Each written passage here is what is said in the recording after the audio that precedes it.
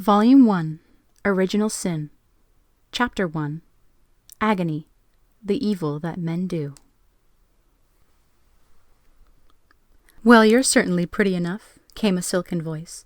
"You take after me in that regard."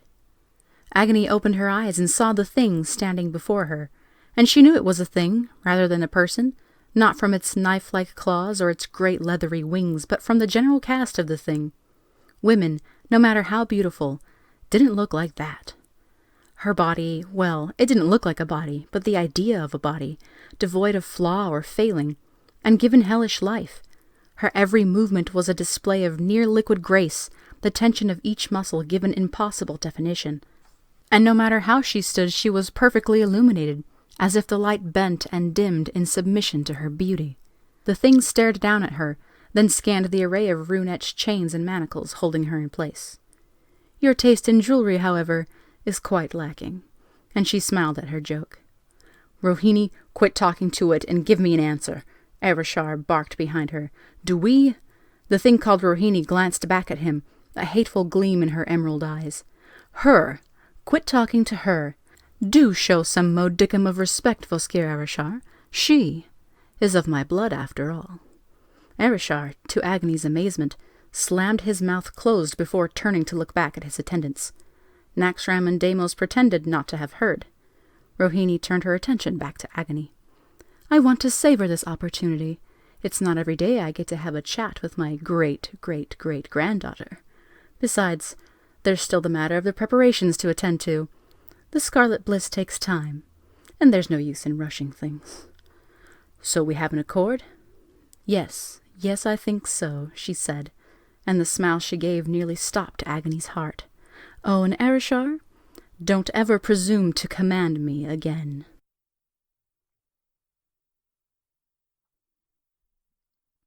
"I know this might be hard for you to believe, but I do have a sense of fair play," Roheeni said as the final lines of the ritual circle were completed. "So I'm going to be honest. This is going to hurt, and quite a bit, I'm afraid."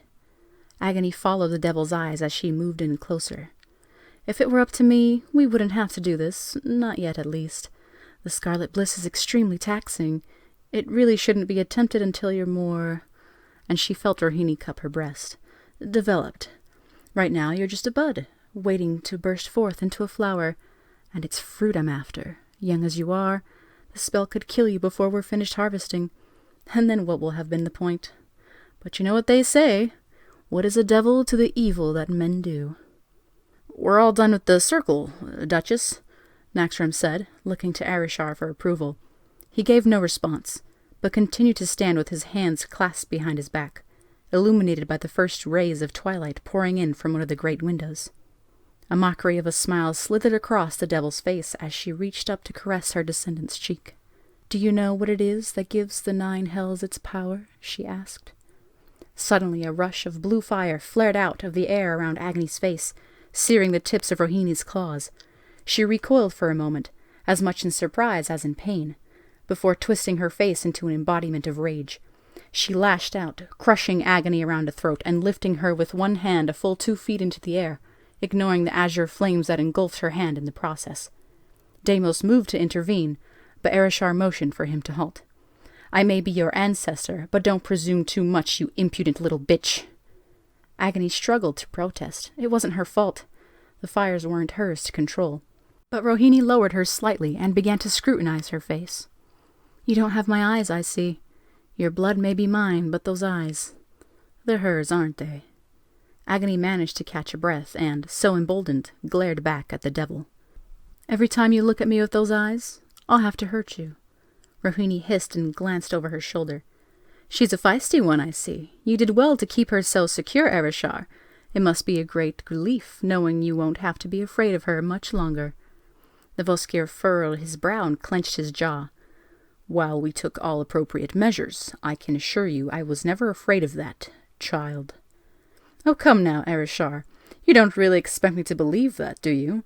Or is it just a coincidence that every door in this facility locks from the outside? Don't be ashamed, there's no reason to be. You'd be a fool not to be afraid of such power, even if it is housed in a little girl." Agony gazed at her with confusion for a moment, but when she saw Arashar's face darken, his famous pride so wounded, she understood what Roheeni had done. Then Roheeni pulled her in so close, so much so that she could smell her lilac-scented hair and feel her hot breath on her ear. Her whispers were faint, so faint, but she could tell, no, feel, that they dripped with venom and hunger and obscene joy. "The days will come to try you, child.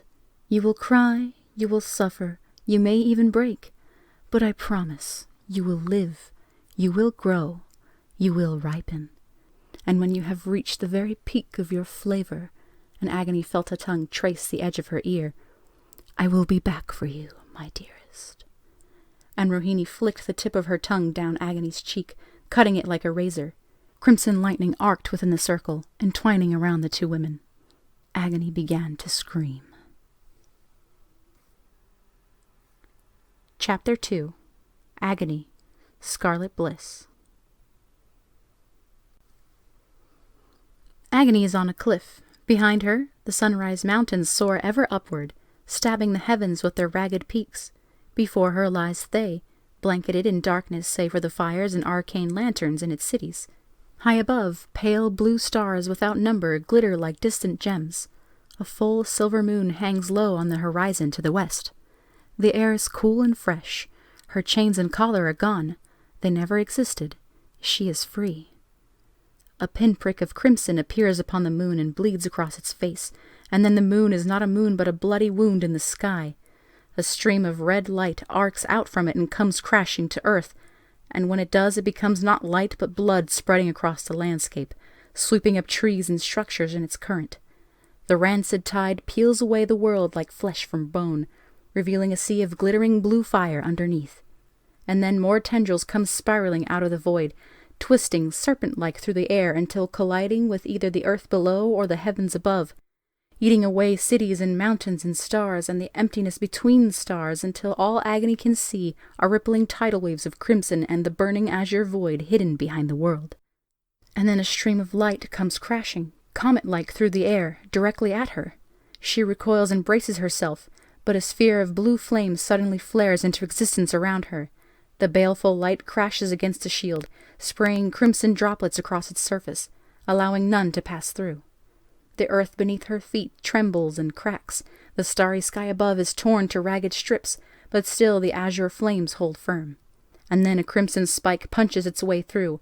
All around her, Agony sees the droplets of blood pooling, congealing on the dome's exterior, and then turning themselves into needles as hard as iron. One by one they pierce the shield before finally ripping it asunder, and Agony can only cower as she's engulfed in scarlet. And suddenly she's back in the chamber at the top of the spire, with its glass walls and crackling red lightning, and there's Arishar and his apprentices watching, and Roheeni is standing over her, eyes filled with stolen spellfire, and Agony is on her back and she's floating in the air and she's... Agony screamed so loud she went hoarse, back arching, limbs thrashing, as all the pain returned at once. "Look at her buck," Naxxram chuckled. "The little snowflake's got some fire." "If we had left the chains on her, she'd rip her limbs off," Deimos noted.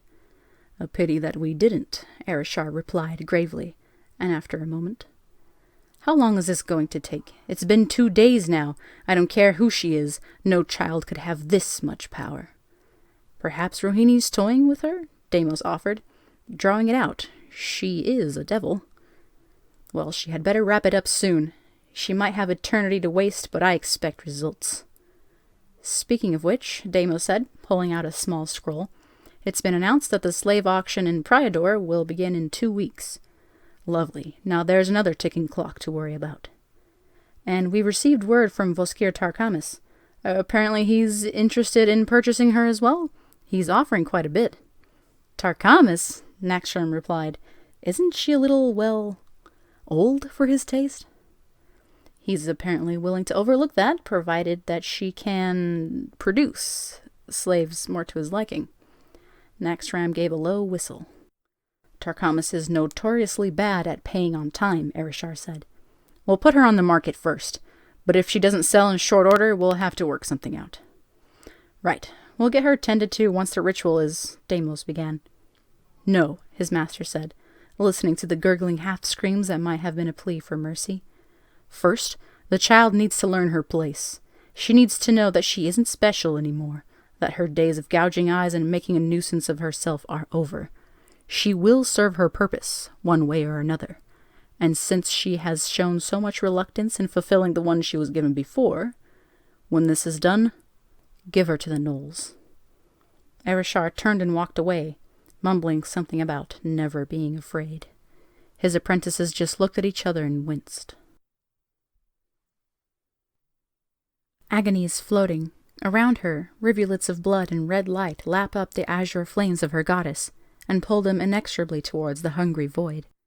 And now she's in the tower, and the sun is rising, and she's burning, and now she's drifting, and the spellfire expanse is collapsing, and the tower returns, and the streams of red light are there too, all pouring into Roheeni, and then the tower falls away like the whirling blue fire that becomes the horizon, and it all hurts. "We're drawing to a close, my dearest," came a voice, and out of the air appeared a whirling mass of scarlet flame that took the vague shape of Roheeni. "Your powers are nearly expended, and with them the protection they offered. I'm afraid your consciousness won't have anywhere to retreat to from here on out. You'll have to endure it all. Weakened as you are, this will likely kill you." Agony let out a sobbing cry, and Roheeni caressed her cheek with a burning talon. "Poor, sweet child," she said with a gentleness so profound Agony could have thought it real. "It hurts, I know, truly. I might be the only being in creation that understands what you're feeling right now. It isn't fair. She did this to you. She cursed you with these powers, only to leave you in this sorrowful world. And now even those powers have abandoned you. But she isn't the only one you share a connection with. She touched your soul at birth, but I was in your blood before even that. And now that she's gone, and we're connected by the Scarlet Bliss, I can draw on that connection.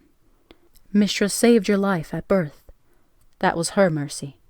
And I will save your life now. This is my mercy." And Roheeni placed one fiery hand to Agony's heart, just as her mind drifted back to reality. Her blood ignited, and she flailed in pain. Watching gods, it was worse. How could it be worse? Her heart slammed in her chest, pumping her blood with such force she could feel it move through her veins. It was like lava, like the molten heart of Phlegethos itself. Her every cell was burning. "Oh, child," came Roheeni's voice, though her body did not move. "If only you could see yourself. You're beautiful." The ecstasy in her tone was unmistakable, and then it crashed against Agony's mind like a tidal wave. In an instant, the pain was gone, replaced with blasphemous delight, Roheeni's delight. It shot through her nerves like lightning. It scoured all thoughts from her brain save one. I might be the only one who understands what you're feeling right now. Because the two were linked. It was called the Scarlet Bliss for a reason. What Agony had felt as pain had been pleasure to Roheeni, but now she had looped the circuit.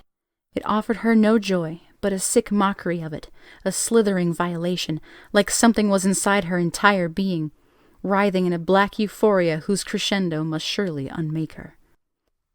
"The tension in your muscles," Roheeni purred as the fires ripped through her descendant again, only to spiral back into profane joy. "The anguish in your eyes, pain. The way you spasm and sputter, pleasure. The way you pant and plead, fire. The waft of your hair, lightning. The beads of your sweat." And with each cycle, Agony knew what it was to go mad. "Your body is a masterpiece, my dear. Your cries the sweetest music. The poetry on your face, with your rolling eyes, your flailing tongue, puts all others to shame. You're exquisite, a flawless gem. You've never shone so brightly. To all things in this world there is a purpose, and this is yours. This is what you were made for. Agony!" There is a betrayal of the flesh. There is a poisoning of the soul. Something precious is lost. Everything goes white.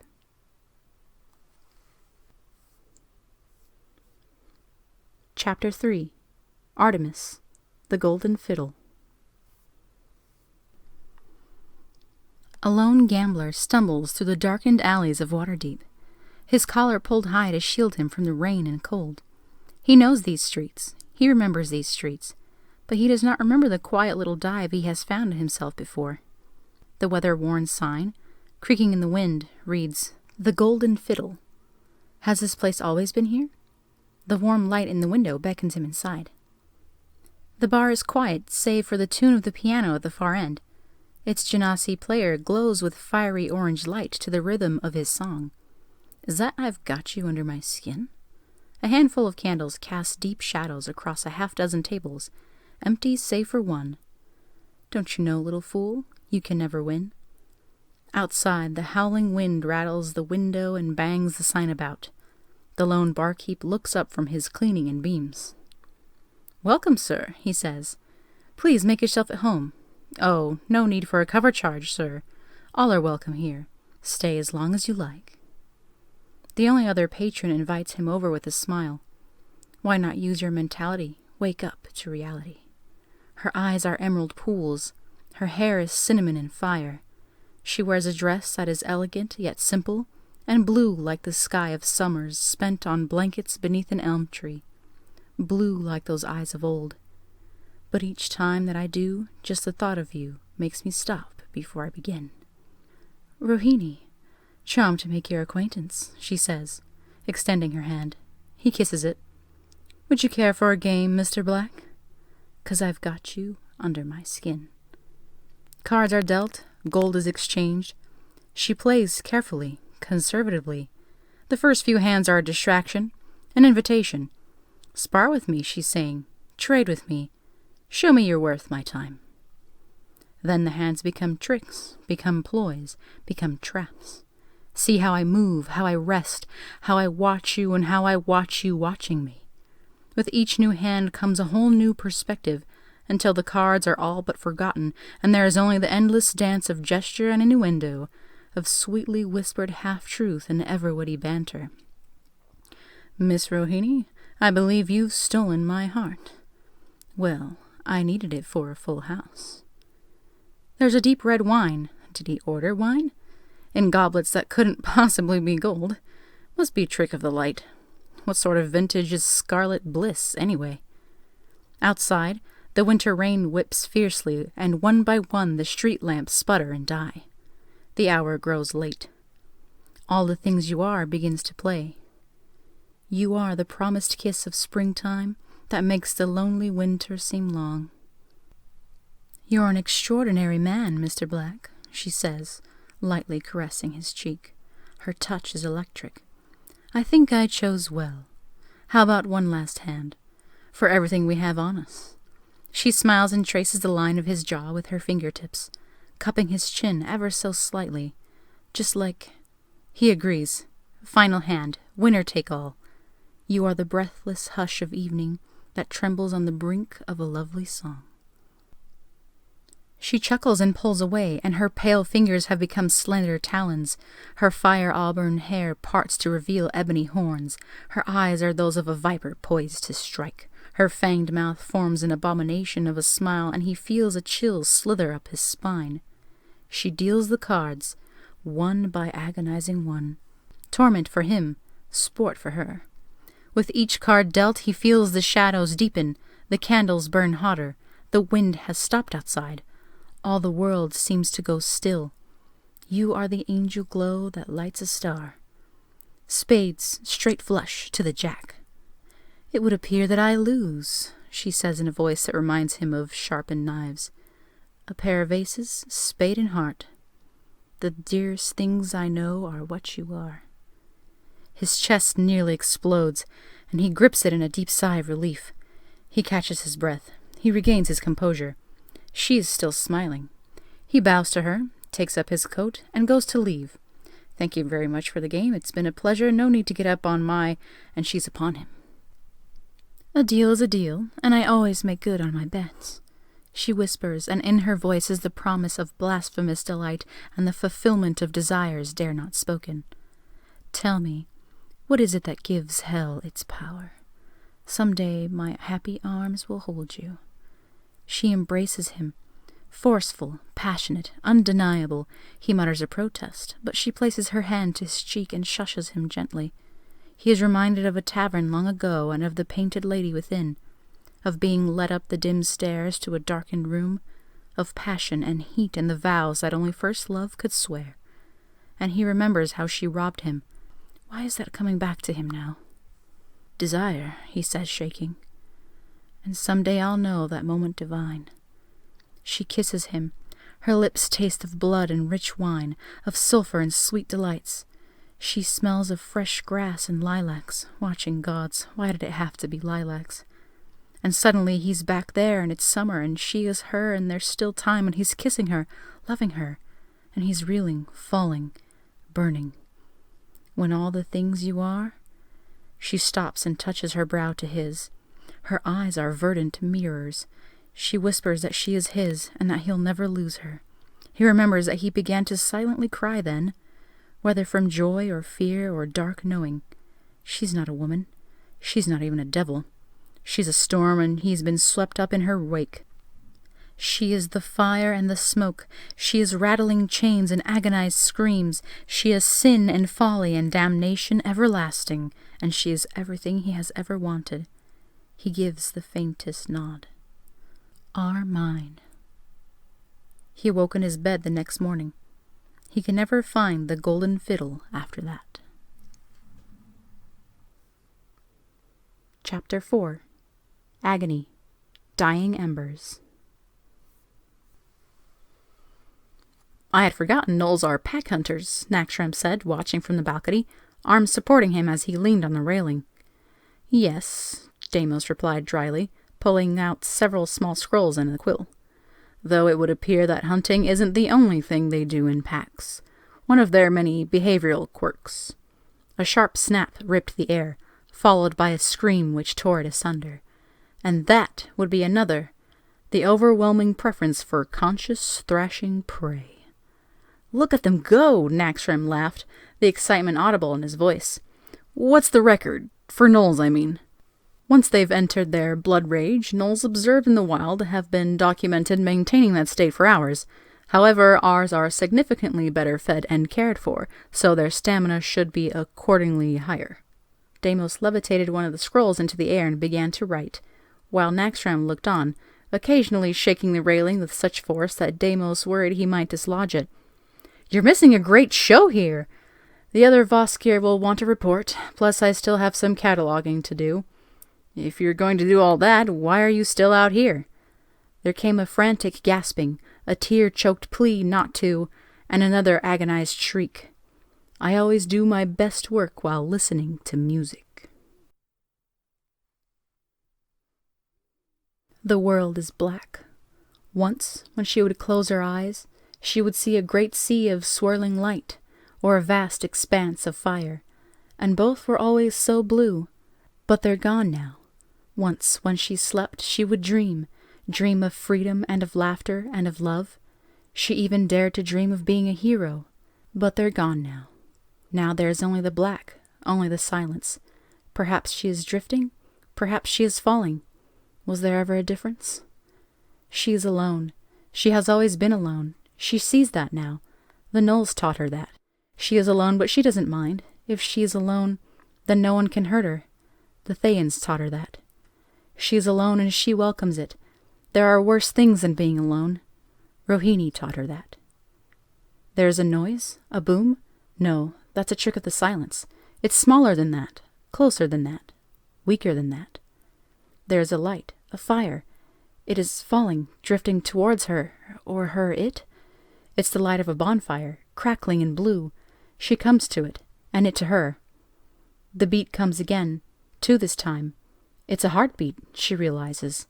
My heartbeat. It's in the fire. It is the fire. And the fire begins to flicker. It breaks apart. It becomes wisps of sky-colored light, swirling, dancing like smoke. Some wisps fade, some caress her skin, and they are cool and soothing and right. And they fade away. The last of the wisps pool into her hand. They become a flame, small and frail like that of a candle. Her heart beats. The flame flickers. Of course it does. Why would it do anything else? They've taken too much. The Thayans, the gnolls, Roheeni. They took too much of her power, too much of her vitality, too much of her soul. Now she is dying. Her heart beats. The flame sputters. What is it that gives the nine hells its power? That was something Roheeni had asked, what seemed so long ago. She didn't know then, but she thought she knew now. Despair, and this, what had she called it? This sorrowful world, where men rule slaves and call it justice, where gods send down curses and call them miracles, where the mighty prey on the weak, where the weak prey on the small, and where the smallest thing of all is a little tiefling girl. For those born at the bottom, wasn't this sorrowful world damnation already? Her heart beats. It's better this way. The flame.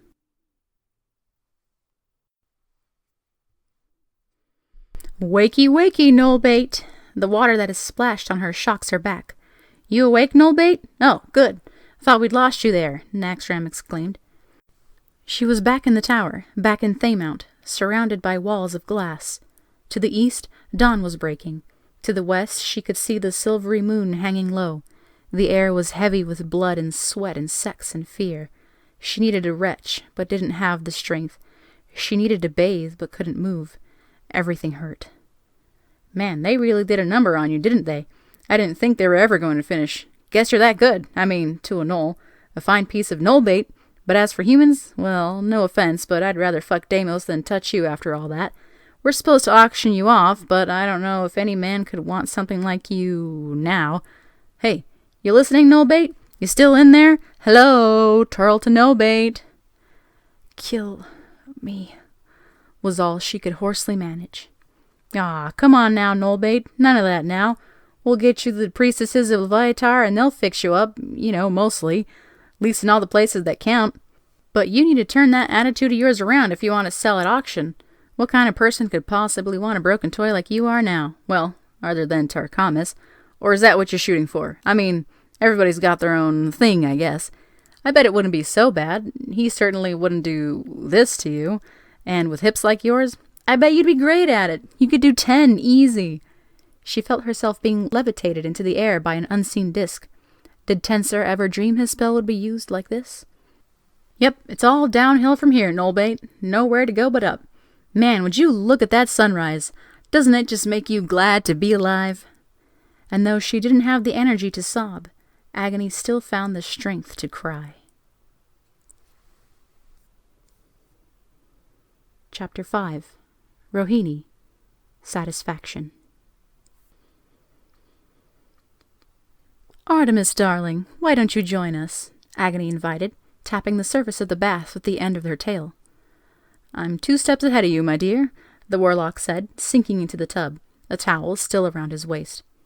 What's with the towel? Palouse inquired. I bet he's shy, Agony grinned playfully. Those are always so much fun. Humans and their hang-ups. What good is modesty amongst warriors? Y'all might be comfortable parading around naked as an owlbear, but a good gambler never tips his hand. I think he meant that it isn't getting wet, Sablin said, pointing to the rippling image of a perfectly dry, clean towel beneath the water. If I can alter my appearance at will, I might as well do it. So you are naked under that illusion, darling. Well, I suppose technically, he stammered, and Agony giggled. I mean, this way I can keep my towel dry. And as if on cue, something splashed into the center of the pool, sending warm bathwater over half the room. Damn it, John! Artemis explained, desperately shielding his drink, exposing his towel in the process.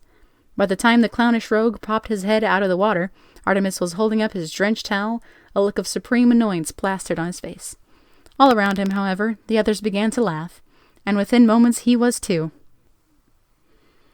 None of them noticed that the glamour Artemis had placed on himself flickered for a moment, revealing the jagged fiery lines of a hellish brand on his left shoulder blade. None save Roheeni, who watched the scene play out upon a hand mirror of polished obsidian. She smiled obscenely. Easy, boy, don't get too excited, she softly whispered and slowly drew a small circle on the mirror's face with her thumb. The spell on Artemis corrected itself, but underneath the illusion the brand flared with light. You need to be slow, gentle, thorough. Study them, know them, learn all their little intricacies. Where to press, and she sent her pet a memory of a summer night beneath an elm. Where to stroke, and she sent him a memory of hands interlocked upon the damp grass. And where to tease, and she ran her free hand up the spine of the empty air, and Artemis shuddered and slipped down into the tub, lost in a dream of days gone by. Do all that, and they'll come to you, assuming, of course, You don't blow it too soon. And she saw him smile at her joke. Good boy. Do you know what it is that gives the 9 hells its power? And the answer made her chuckle. Ace of spades, ace of hearts. What a pair she had. Of course, a pair wasn't much of a hand. It couldn't beat, say, a straight flush to the jack. But that was all right. In gambling, as in seduction, the trick was to play the person, not the odds. Do that, and even a worthless hand could win her everything. Though, of course, it never hurt to rig the odds, just in case. She glanced over at her collection on the wall. Crystal vials of every color and near as many designs, musical instruments crafted from the rarest materials, charms and talismans and tomes.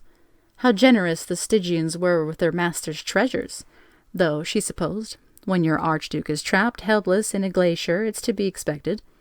And, of course, her treasured amulet, glowing softly with the stolen essence of a god. Her thought was interrupted by a flying purplish devil, covered in spines, that came crashing into her chamber. "Duchess, there is a guest here to see you!" the Spinagon shouted, panic evident in its voice. "In the courtyard, it's—" But its message was cut short as Roheeni suddenly vanished from her divan, only to rematerialize out of a reflection of herself on the wall next to the little devil. When you could teleport to any place that held your image, it helped to work reflective obsidian into your palace walls. With an effortless motion of the hand and a single hooked talon, she caught the Spinagon under the chin and both ripped off its lower jaw and sent the rest of its body crashing into the ceiling, breaking its skeleton and a small bit of stone in the process. Barging into a lady's private chambers without so much as a knock. The lack of manners these days, how it vexed her. "Where is this guest?" Roheeni barked at her guards.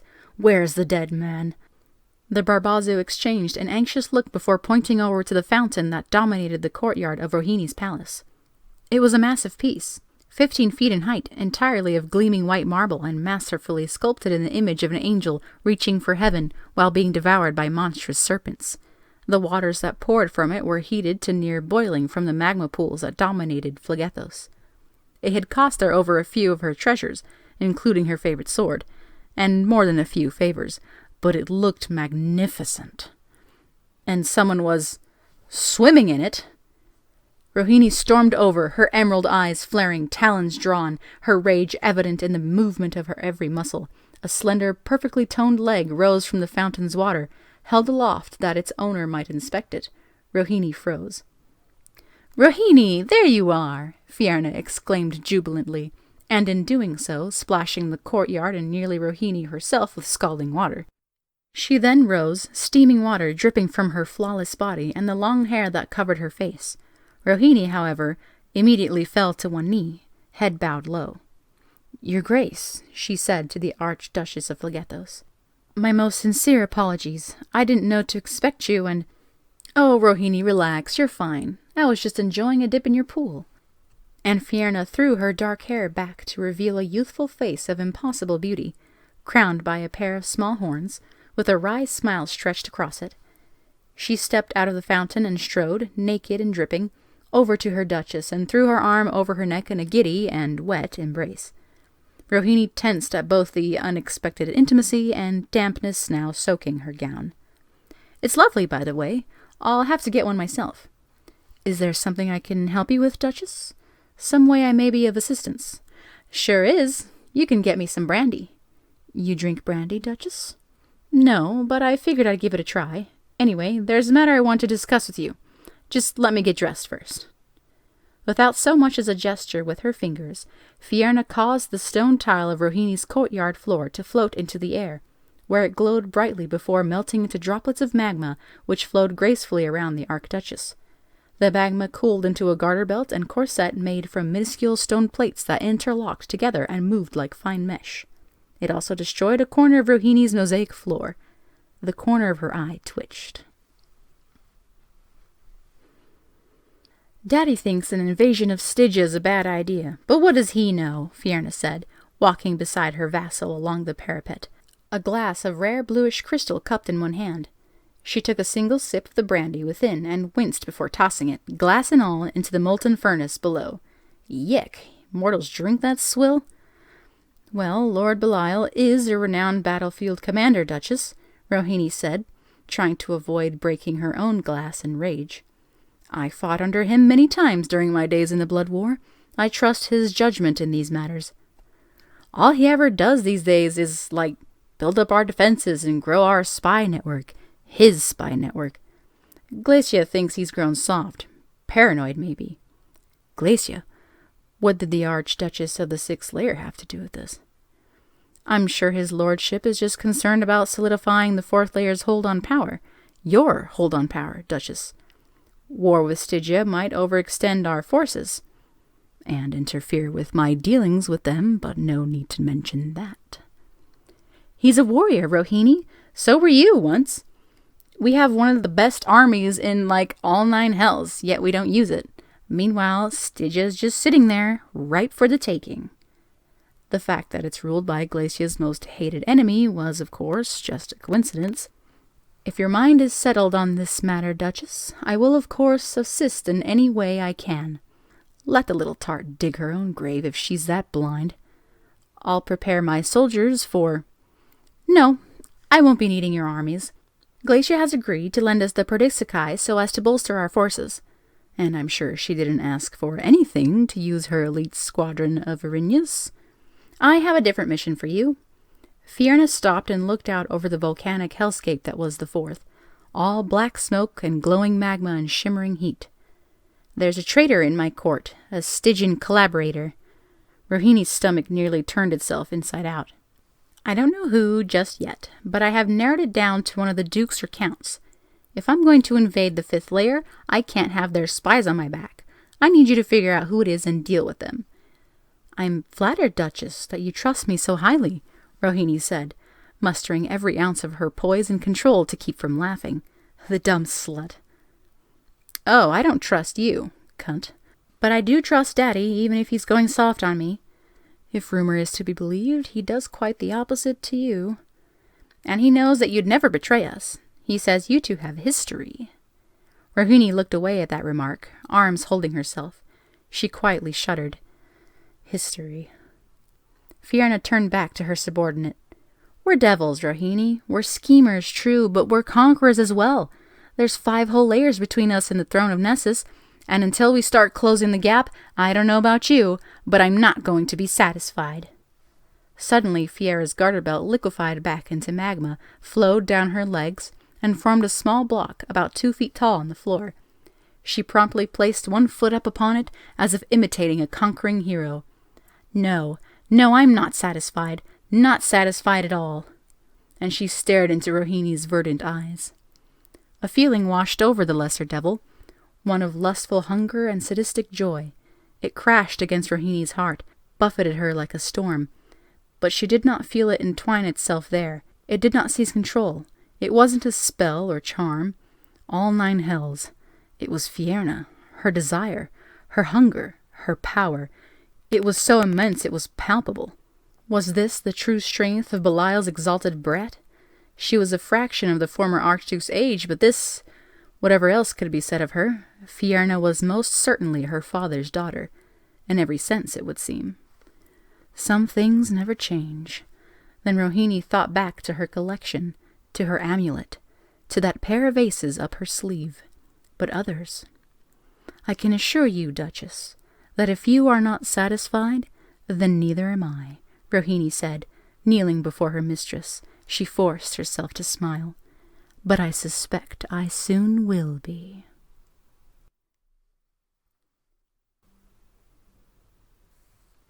End of Volume 1.